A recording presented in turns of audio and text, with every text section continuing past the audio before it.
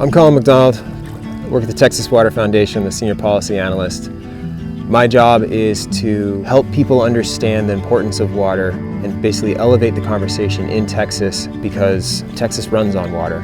Nothing happens in Texas without water. We can't have our cities, our economies grow. We can't build a semiconductor without water. We can't water our lawns without water. We also can't have Guadalupe bass without water. It's the base of our oil and gas industry. It's our limiting factor on growth. It defines our state. There is no part of Texas that does not depend on water. So forests are amazing. They slow down the rainfall as it physically comes down and hits the soil.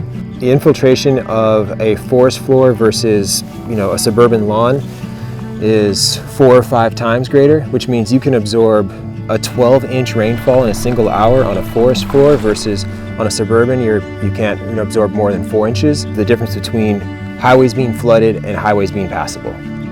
I think one of the significant things, especially of forests, is that when you have a well-managed forest, you bring together a broad group of stakeholders. You have the landowner and the foresters. You have the benefits for the ecosystem.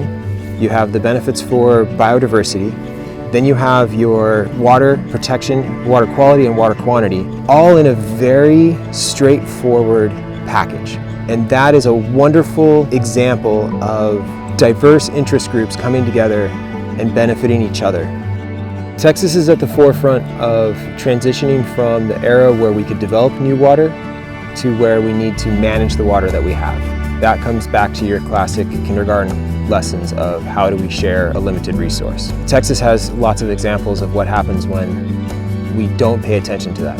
Within a watershed, reducing your forested land cover from 60 to 30% increases your water treatment costs by 97%. In Texas, we can see an example on this in Lake Conroe, where at the upper end, which is all forested, the water quality is high. As you go down, as you lose the forest and travel down the lake, the sedimentation level of the lake goes up.